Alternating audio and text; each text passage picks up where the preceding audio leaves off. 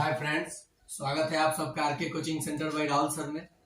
जैसे कि previous class में हम लोग हिस्ट्री के पार्ट में पढ़ा, इतिहास की शुरुआत कैसे हुई, इतिहास को हम लोग जानेंगे कैसे, किन किन स्रोतों से, और इतिहास के फादर कौन है। तो उसमें हम लोगों ने पढ़ा आद्य ऐतिहासिक, ऐतिहासिक और प्रागैतिहासिक। तो हम लोगों ने प्रागैतिहासिक काल में देखा पाषाण का, मध्य पाषाण, नव पाषाण, मध्य पाषाण और पाषाण का हम लोगों ने देखा। आज के टॉपिक में हम लोग चर्चा करेंगे आद्य ऐतिहासिक काल, जिसमें लिपि तो था लेकिन पढ़ा नहीं जा सका।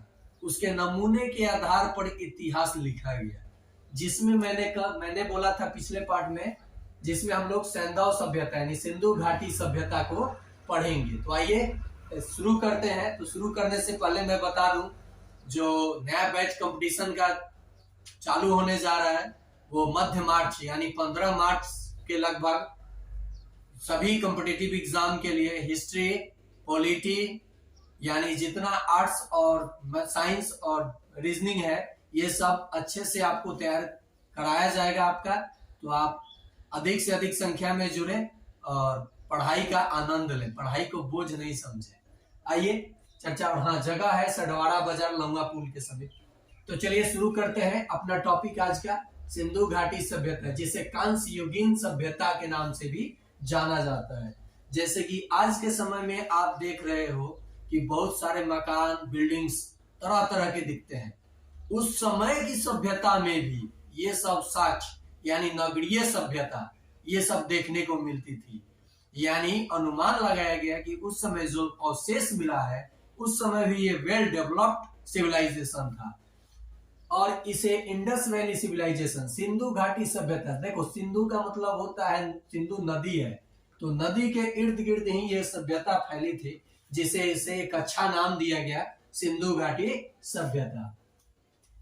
अब ये देखिए, इस सिंधु घाटी सिविलाइजेशन में, इंडस वैली सिविलाइजेशन में 2800 स्थल खोजे जा चुके हैं। कितने स्थल? तो 2800 स्थल। अब जरा देखिए, सिंधु घाटी सभ्यता कैसी थी? तो नगरीय सभ्यता थी। नगरीय मतलब जो टाउन आप समझते हो।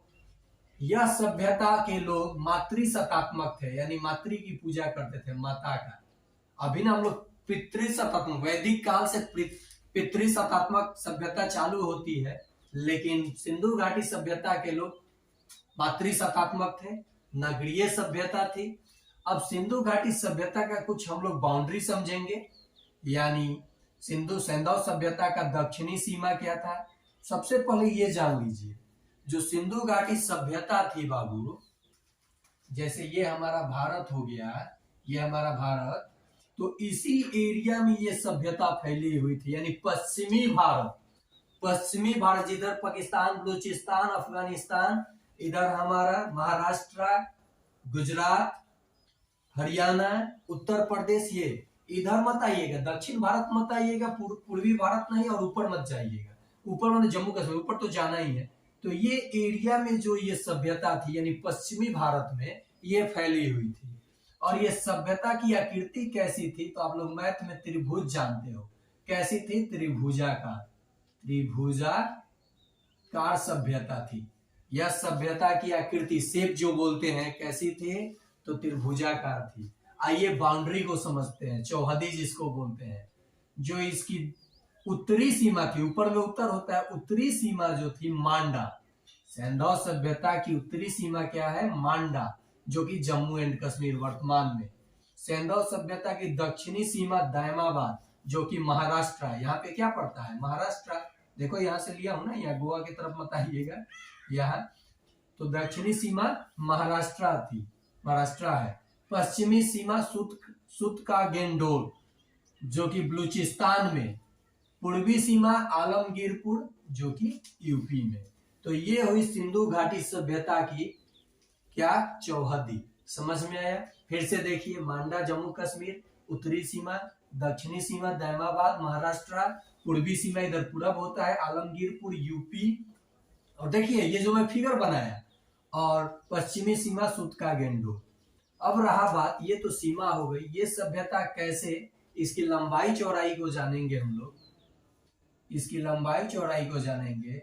उत्तर से दक्षिण की ओर ये फैला था 1100 किलोमीटर में, और पूरब से पश्चिम की ओर फैला था 1600 किलोमीटर में। कितनी? ये तो ये हो गई आपकी लेंथ और ब्रेथ। अब देखिए, सिंधु घाटी सभ्यता को कांस्ययुगीन सभ्यता भी बोली गई, और इसे हम लोग हड़प्पा सभ्यता क्यों बोलते हैं? हड़प्पा, इसका एक अच्छा नाम भी दिया जा सकता है हड़प्पा, क्योंकि दयाराम साहनी जी ने जो उत्खनन, ये हमारे चार्ल्स मैसन के, जो चार्ल्स मैसन तो पता लगाया था सबसे पहले सिंधु घाटी सभ्यता का 1826 में, लेकिन सर जॉन मार्शल के नेतृत्व में भारतीय पुरातात्विक साक्ष्य के तहत दयाराम साहनी के द्वारा जो इस सभ्यता का स्थान खोजा गया, प्लेस उत्खनन किया गया, किस जगह पे किया गया? हड़प्पा में, जो अभी वर्तमान में पाकिस्तान में है। इसीलिए इसका नाम हम लोग हड़प्पा सभ्यता भी कहते हैं, क्योंकि इसकी जो और मतलब इसकी खोज हुई, वो सबसे पहले जो प्लेस खोजी गई वो क्या थी? हड़प्पा जगह। तो इसीलिए इसका एक और नाम सिंधु घाटी सभ्यता, कांस्ययुगीन सभ्यता और हड़प्पा सभ्यता। ये सभ्यता थी नगरीय, इसके जो घर बने होते थे पक्के ईंटों के बने होते थे, ये जो नाले वोले सब डेवलप था, ये आगे हम लोग जानेंगे। अब देखिए, चौहदी जाने, नाम क्यों पड़ा ये जाने। अब इसके कुछ मुख्य इंपॉर्टेंट, यानी जो कुछ प्लेस है, मेन कौन कौन से प्लेस, स्थल तो 2800 खोजे गए हैं, लेकिन कुछ स्थल ऐसे हैं जो बहुत इंपॉर्टेंट है परीक्षा की दृष्टि से। तो आइए उन स्थल का नाम देखते हैं। हड़प्पा, मोहनजेदारो, चनहुद्रो, कालीबंगा, लोथल, बनवाली, सुतकोटदा, रोपर, बहुत सारा जगह है। तो ये जगह की विशेषताएं क्या है, आखिर इन जगह को हम लोग पढ़ेंगे क्यों? तो ये हम अपने स्क्रिप्ट बोल रहे हैं, यानी कमेंट बॉक्स जो होता है या फिर जो डिस्क्रिप्शन बॉक्स होता है, उसमें मैं प्लेस और उसमें क्या विशेषताएं हैं, क्या चीज पाई गई है और उसे किसने खोजा था, ये मैं डाल दूंगा। लेकिन उसके पहले आप इसको समझ लीजिए। हड़प्पा, मोहनजोदारो और चनहुद्रो, ये तीनों अभी वर्तमान में कहाँ है? तो पाकिस्तान में है। कहाँ है? पाकिस्तान में। इसकी बारे में विशेषता, इससे ज्यादा क्वेश्चन लिया जाता है, लिया तो सबसे जाता है, क्योंकि यहाँ पे कुछ ना कुछ अवशेष मिले हुए हैं। लेकिन इसका देखो, मोहनजोदड़ो एक मूवी भी आया है, इसका अर्थ ही होता है मृतकों का टीला। मृतकों का टीला, जो अभी वर्तमान में लड़काना, पाकिस्तान के लड़काना जिला में है। पाकिस्तान में ये प्लेस है। Dead of, mound of dead, English में क्या बोलते हैं? Mound of dead. इसका मतलब ही होता है मृतकों का टीला।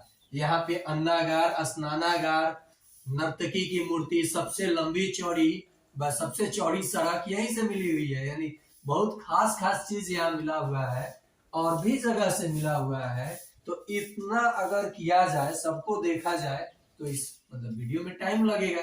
तो मैं उसको डिस्क्रिप्शन बॉक्स में आपको दे दूंगा, प्रोवाइड कर दूंगा, आप नोट बना लीजिएगा। अब देखिए, चनहुद्रो, यहाँ पे घोड़े का अवशेष, सॉरी, यहाँ घोड़े का अवशेष नहीं मिला था। घोड़े का अवशेष देखा जाएगा कहाँ? सुतकोटदा में मिला था। चनहुद्रो हो गया, कालीबंगा मतलब काली चूड़ी जो राजस्थान में, ये तीनों तो पाकिस्तान में है, ये राजस्थान में है, ये गुजरात में है, ये हरियाणा में है। ये सब जगह अलग अलग जगहों पे किस नदी के किनारे बसा हुआ है, ये सब डाल दूंगा। आइए कुछ इंपॉर्टेंट टॉपिक को समझते हैं। सर्वप्रथम सिंधु सभ्यता का पता लगाया था 1826 में, किसने? चार्ल्स मैसन ने। नेक्स्ट, सर जॉन मार्शल के नेतृत्व में, जो भारतीय पुरातत्व के हेड थे वो सर जॉन मार्शल थे, क्योंकि उस समय हम गुलाम थे। नहीं तो दयाराम साहनी जी द्वारा 1921 में जो प्लेस खोजा गया हड़प्पा, इसीलिए इसका नाम हड़प्पा सभ्यता पर हड़प्पा स्थल का पता लगाया गया। अब इसका जो टाइम पीरियड है बाबू, ये इसका माना जाता है टाइम पीरियड 2500 बीसी से 1750 बीसी। ये इसका इंपॉर्टेंट टाइम जोन, इसके बीच में ये सभ्यता फैली हुई थी। लेकिन नवीन पद्धति के अनुसार यह सभ्यता 8000 साल पुरानी मानी जाती है, यानी सबसे पुरानी सभ्यता कौन है? तो सिंधु घाटी सभ्यता। तो ये दयाराम साहनी द्वारा ये जगह खोजा गया हड़प्पा स्थल। किससे इसका जो डेट है पता किया गया? तो कार्बन 14, यानी कार्बन के 3 आइसोटोप्स होते हैं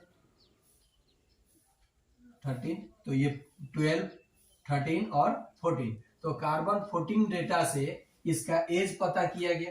कार्बन 12 नहीं, कार्बन 14 डेटा से एज पता किया गया कि कार्बन के 3 आइसोटोप्स होते हैं। केमिस्ट्री का ये है टॉपिक, पढ़ाएंगे किसी दिन। नेक्स्ट है 4 प्रजातियां यहां मुख्य रूप से निवास करती थी: भूमध्य सागरीय, प्रोटो ऑस्ट्रेलियाड, अल्पाइन तथा मंगोलियाड। लेकिन अधिकांश लोग जो थे वो भूमध्य सागरीय थे, इसीलिए यहाँ के अधिकांश लोगों को कहाँ के निवासी माना जाता है? तो भूमध्य सागरीय निवासी थे। और ये आज का जो टाउनशिप, जो शहर जिसको बोलते हैं, वैसी ये शहरी सभ्यता थी, मातृसत्तात्मक थी।